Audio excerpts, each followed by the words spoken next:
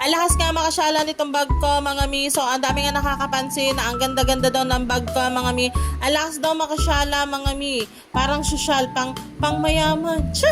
Pero sa totoo lang mga mi ay nakuha ko lang to ng nasa 200 plus lang mga mi. Pero ang price talaga nito mga mi ay nagre-range talaga siya ng 700 o to 800 mga mi. O diba? Ang laki ng difference mga mi.